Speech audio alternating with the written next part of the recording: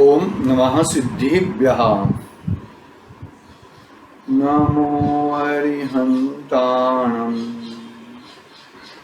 नमो सिद्धाणं नमो आयर्याणं नमो वज्रायाणं नमो लोहे संसाहुणं मंगलम भगवान वीरो मंगलम गौतमो गणी मंगलम कुंदकुंदार्यो जैन धर्मोस्तु मंगलम सर्वमंगल्य मंगल्यम सर्वकल्याणकारकम प्रदानं सर्वधर्मानं जयतु शासनं जैनं जयतु शासनं यस्य स्वयं स्वभावाप्ति प्रभावे कृष्णकर्मणा तस्मै संज्ञानरूपाय नमस्तु परमात्मने नमस्तु परमात्मने चेतिले चेतन चेत्या विना प्रेम चालसी।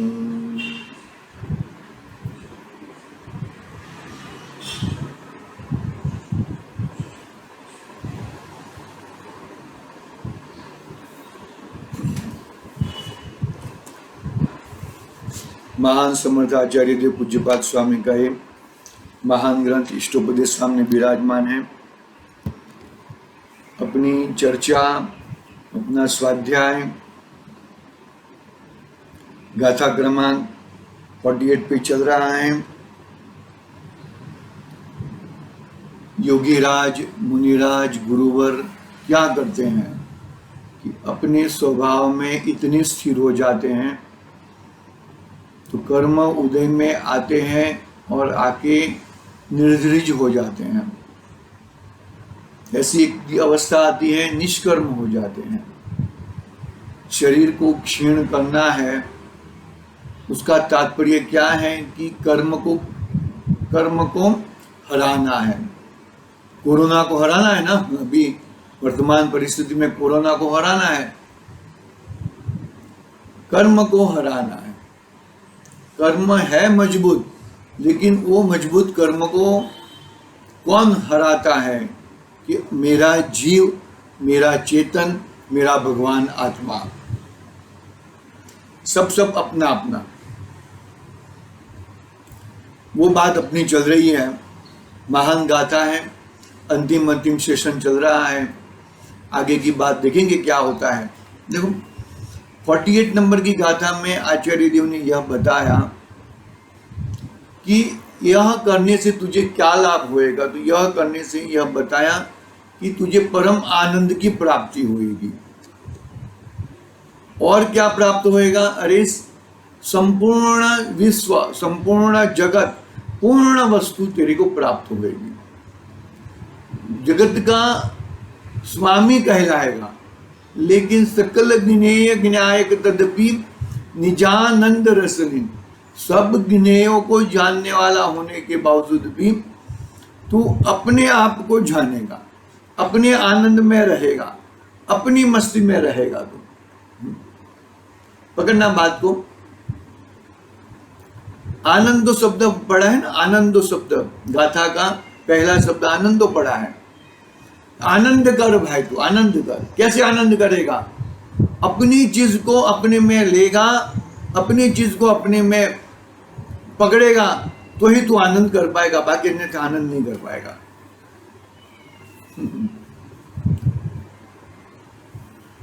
अपनी चीज है क्या, कहां पर है? अरे तू स्वयं है। वो जीव, आत्मा, उपयोगवान, उपयोग हो, वो तू है और कोई नहीं है। अन्य चेतन पदार्थ भी तेरे लिए कुछ काम के नहीं है और अचेतन पदार्थ भी कुछ काम के नहीं है। तू राग करके द्वेष करके, इष्ट अनिष्ट बुद्धि करके कर्म को बढ़ावा देता है। अविपाक निर्जरा होनी चाहिए। अविपाक, नया पाक दे बगैर वो निर्धरित, कर्म निर्धरित हो जाए, ऐसी निर्जरा होनी चाहिए, तो ही काम में आएगा, बाकी अन्यथा काम में नहीं आएगा। सविपाक निर्जरा से तो क्या होएगा? सविपाक निर्जरा से तो एक जो कर्म है वो तो निर्जित होते ही है, लेकिन सविपाक निर्जरा इससे कहते हैं कि नए कर्म, नए पाक देकर, नया पाक देकर कर्म निर्जित होते हैं, तो वो सविपाक निर्जरा, वो तुझे चतुर्गति में 84 लाख योनि से छूटने को नहीं मिलेगा। अविपाक निर्जरा से ही तुझे छूटने को मिलेगा। पकड़ना बात को जरा, कितनी मजबूताई है, कितनी अपने स्व के ऊपर कितनी मजबूताई है, वो तुझे स्वयं को देखना है। गाथा अपनी 2 दिन से चल रही है, टीका हमने पढ़ी थी। आज एक दो पैराग्राफ गुरुदेव के माध्यम से लेते हैं। देखो, प्रश्न किया है, कर्म कहाँ गए? तो कर्म कहाँ थे? कर्म कौन थे? कर्म अचेतन थे, पुद्गल थे, तो पुद्गल में गया। पुद्गल में देखो क्या कहते हैं, कर्म एने घरे ज रहा, इन्हें घरे चला गया, इन्हें घर मौज रहा, पुद्गल में ही रहा और चेतन में ही रहा। देखो, कर्म एने घरे ज रहा, कर्म शू करे? ये कल्पना करे कि मने शरीर में ठीक छे, पैसा में ठीक छे, आबरू में ठीक छे, परलोक में ठीक छे, निर्धनता में ठीक छे, बस एक कल्पना में सुख दुख नी झाड़ उत्पन्न करे। देखो, कर्म है, कर्म उदय में है, कोई प्रॉब्लम नहीं है, तब तक कुछ प्रॉब्लम नहीं है। लेकिन ये क्या ना, ठीक है अठीक है, ये फलाना है, इष्ट है, ये फलाना है, अनिष्ट है, अनादि से ये करते आया है। चींटी को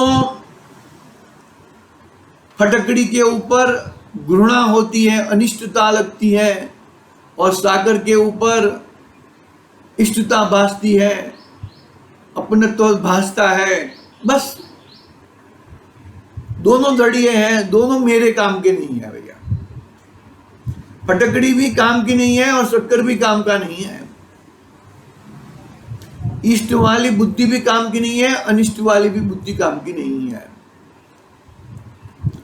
कल्पनाएं दौड़ाते रहता है। पकड़ना बात को, पकड़ना भाई। देखो, इसमें कोई पक्षपात वाली कोई बात नहीं है। मुझे कोई बड़ा संग करना है, कोई विद्वानता पकड़ करनी है, ऐसी कोई बात नहीं है इसके अंदर। इसके अंदर तो अपनी चीज को पकड़ना है, अपने प्रभुत्व को पकड़ना है, अपनी चीज क्या है उसको पकड़ना है। वो मेन बात है इसके अंदर, और कुछ नहीं है बस अंदर।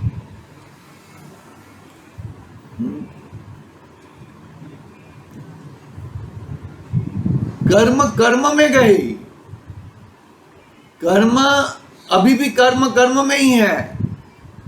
कर्म और चेतन दोनों के बीच में अत्यंत अभाव है, कुछ कर सकते नहीं है भैया। देखो, ધૂળમાં પણ લોકો કહે છે ને કે રૂપિયા પૈસા આબરૂમાં સુખ છે, ધૂળમાં પણ નથી। કોણ કહે છે? કોણ કરે? ગુરુદેવ का शब्द है प्रिय।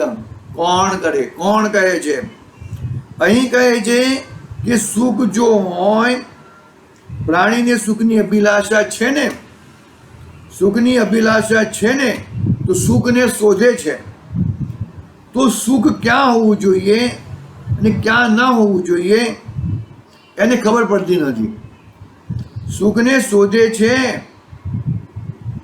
ખજૂરના વાડિયા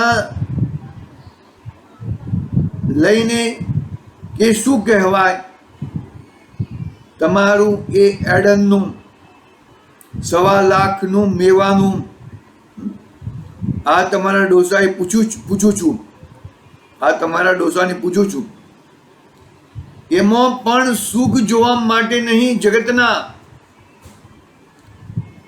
જાવાને એટલે અહીંથી સુખ થાય, અહીંથી સુખ થાય, અહીંથી સુખ થાય, અહીં એવા જાવા નાખે છે। जावा डालते मतलब वो देते हैं ना, वो समर में रण में रहता है हिरण, तो दूर दूर तक उसको पानी दिखता है, ऐसा हकीकत में पानी नहीं है, आभास है, वो रेती चमकती है, नमक वाली रेती है इसके लिए, और वो उसको पानी समझता है, दौड़ता है। ऐसे हम लोग इस सुखों के पीछे जावा डालते हैं। ऐसे जावा डाल के कुछ फायदा नहीं है भैया। अपनी चीज अपने में संभालो, सुख बाहर में है ही नहीं। ये जावा नहीं, प्रयत्न मुख्य प्रश्न कहता है वो जावा नहीं है, प्रयत्न है। अरे भले प्रयत्न छे, पण एनो अर्थ एम थयो के सुखनी सत्ताने स्वीकारे छे, सुख छे एम स्वीकारे छे, सुख मेळवવાનો उपाय करे छे, बे बात सिद्ध थई। प्रयत्न मतलब उल्टा प्रयत्न है ना, जहां पे सुख है वहां पे देखता नहीं है, और जहां पे सुख नहीं है वहां पर देखता है, वहां पे प्रयत्न। सुख चाहिए उसको, यह जीव को सुख के अलावा और कुछ नहीं चाहिए।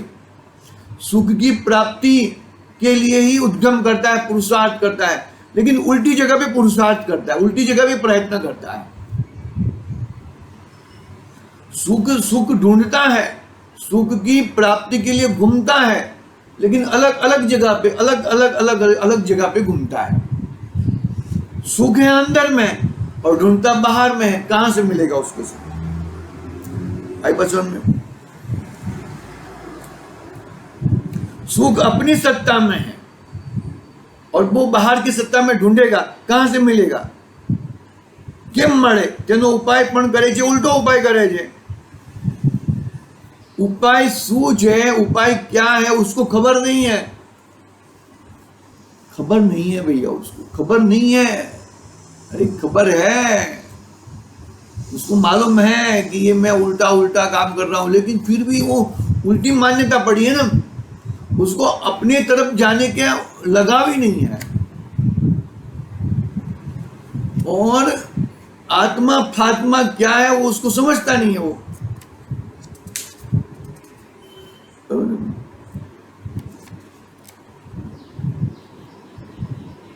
मालूम पड़ा कि नहीं पड़ा? अपनी वस्तु को अपने अंदर ढूंढो, अपनी वस्तु को अपने अंदर नहीं ढूंढोगे तो गड़बड़ तो होने वाली ही है। ठीक है, हमने 2 पैराग्राफ गुरुदेव के माध्यम से पढ़े हैं, आगे देखेंगे। आगे अपना टीका की बात प्रारंभ करनी थी अपने हमको। क्या गाथा क्या है देखो, 48 नंबर की गाथा। आनंदो निरदहत युद्धम कर्मेंधनम मना रतम न चासो खिद्यते योगी बहिर्दुखेष्वचेतना। सीधी टीका लेता हूं मैं। देखो क्या कहते हैं, वह आनंद प्रचुर कर्म संतति को जला देता है। तेरी चीज जो तुझे मिली है वो तू कर्म में बैठ के ढूंढता है, कर्म में ये कर्म अच्छे ये कर्म बुरे ऐसा कहता है। उसकी वजह से तेरा जो आनंद, प्रचुर आनंद तुझे प्रकट हुआ है, वो प्रचुर आनंद की संतति को जल जाती है। जैसे कि ऐसे धर्म का विच्छुद होता नहीं है, बरोबर ना? लेकिन ये हुंडा अवसर्पणी काल के वजूद से आदिनाथ भगवान और अजितनाथ भगवान के बीच में धर्म की विच्युति हुई थी। शांतिनाथ भगवान के पूर्व काल में भी धर्म की विच्युति हुई थी, और भी एक समय है यह है कि वहां से भी धर्म की विच्युति हुई थी। तो क्या हुआ, संतति नहीं चलती है ना, वो संतति चलनी चाहिए कंटिन्यूटी, संतति नहीं चलती है। क्यों नहीं चलती है? कि भाई तूने कर्म से इससे मुझे शांति होती है, उससे मुझे सुख होता है, ऐसा तुम मान के रखा है, ऐसा तुम मान के रखा है, इसके लिए तुझे संतति, इसके लिए जो तुझे होती नहीं है। देखो, जैसे अग्नि ईंधन को जलाती है वैसे, और वह आनंद मग्न योगी बाहर के दुखों में अर्थात परिचय उपसर्ग संबंधी क्लेशों में अचेतन अर्थात संवेदन रहित हो जाता है। दुख के निमित्त रूप पदार्थों की ओर लक्ष्य नहीं रहता।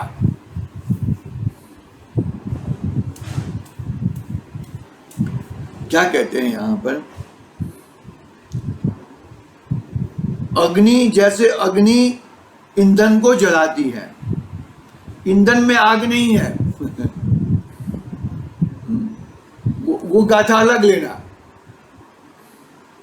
वो जो गाथा है ना, छठवीं गाथा, वो अलग लेना। यहां पे क्या बोलते हैं? जैसे अग्नि ईंधन को जलाती है। जो आग ईंधन में होती तो अभी भी जलनी चाहिए, ये लकड़ी के है, फर्नीचर है, अभी उसको आग लगाओगे तो जलेगा, अन्यथा नहीं जलेगा। लेकिन अभी तुमने उसको ऐसे ही रखा तो जलेगी नहीं वो। बात समझ में आ रही कि नहीं आ रही? जैसे अग्नि ईंधन को जलाती है वैसे ही वह आनंद मग्न योगी बाहर के दुखों में अर्थात परिचय उपसर्ग संबंधी क्लेशों में अचेतन में संवेदन रहित हो जाता है। क्या है? मुनिराज कैसे आनंद के भरपूर है, आनंद से रसमस है, और वो बाहर के दुखों में जागते हैं, बाहर के दुखों में देखते हैं, बाहर के दुखों में वो करते हैं, तो वो संवेदन रहित हो जाते हैं, यानी कि अपना स्वसंवेदन घुमा देते हैं।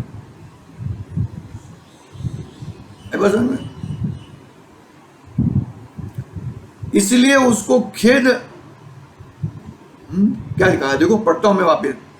वह आनंद मग्न योगी बाहर के दुखों में संवेदन रहित हो जाते हैं, बाहर के दुखों में। कैसे बाहर के दुख कैसे हैं? सुकोशल मुनिराज के ऊपर सगड़ी लगाई है, सुकुमाल मुनिराज के ऊपर शालिनी 3 दिन तक नोच के खा रही हैं। पांडव मुनिराज के ऊपर उपसर्ग हुआ है, पारसनाथ मुनिराज के ऊपर उपसर्ग हुआ है। तो क्या करते? बाहर के दुखों में संवेदन रहित हो जाते। अरे वो दुख मेरा नहीं है, वो मेरे पर दुख नहीं, मैं तो सुख का सागर हूं, मैं तो सुख का, आगे लिया है गुरुदेव के अंदर आया है, आनंद का दरिया हूं मैं, मेरे अंदर दुख का नाम निशान नहीं है। संवेदन, बाहर की चीजों में संवेदन। देखो एक चीज याद रखना, एक मैं उदाहरण देता हूं सेठ सुदर्शन का। सेठ सुदर्शन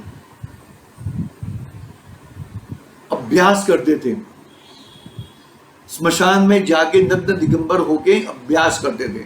नग्न दिगंबर मुनिराज तो नहीं बने थे, 14 के दिन, अष्टमी के दिन अभ्यास करते थे। और वो रानी, उसके ऊपर प्रेम हो गया, तो रानी ने सेठ सुदर्शन को स्मशान में से उठा लिया, ऐसे नग्न अवस्था में, और रानी के महल में छोड़ दिया। इतने स्वरूपवान थे, इतने सुंदर थे, इतने वो थे सब। लोगों में तो ऐसा बोला था कि ये तो नपुंसक है, लेकिन रानी ने कहा कि ये नपुंसक कहाँ से, इतने बच्चे हैं उसके, नपुंसक कैसे हो सकता है? ऐसे मतलब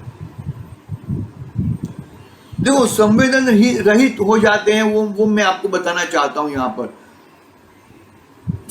अपने सेठ सुदर्शन मुनिराज अवस्था में, यानी कि नग्न अवस्था में, मुनिराज नहीं हुए हैं, नग्न अवस्था में सेठान अपना रानी के महल में चले गए हैं, लेकिन वो संवेदन रहित हो गए हैं। संवेदन उसमें कुछ उसमें कितना भी रानी पंपाड़े कुछ भी करे, लेकिन वहां पर कुछ भी होता नहीं है। पकड़ना बात को, मतलब बाहर के दुख या बाहर के सुख में संवेदन रहित हो जाते हैं। उसमें मुझे सुख भी नहीं दिखता है, दुख भी नहीं दिखता है। परिचय या उपसर्ग में मुझे दुख भी नहीं दिखता है, दुख दिखता ही नहीं है। वो परिचय में मेरे को परिचय यदि मिथ्यात्व रहा तो मेरे आत्मा के ऊपर उपसर्ग होएगा, मैं ही उपसर्ग करूंगा, अन्य कोई उपसर्ग कर सकता नहीं है।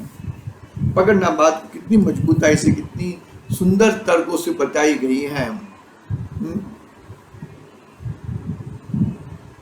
संवेदन रहित हो जाता है, दुख के निमित्त पदार्थों की और लक्ष्य नहीं रहता, इसलिए उसको खेद नहीं होता, अर्थात वह संक्लेश को प्राप्त नहीं होता, अर्थात वो संक्लेश को कभी प्राप्त होता नहीं है। टीका की बात पूरी हुई है, कल हमने पढ़ी थी टीका, आज उसका थोड़ा विश्लेषण किया है। आज समय थोड़ा कम है, कल देखेंगे। आज की बात यहाँ पे पूरी करते हैं। ओम नमः सिद्धि व्याह। निज निधि निज में बताई, यह अनंत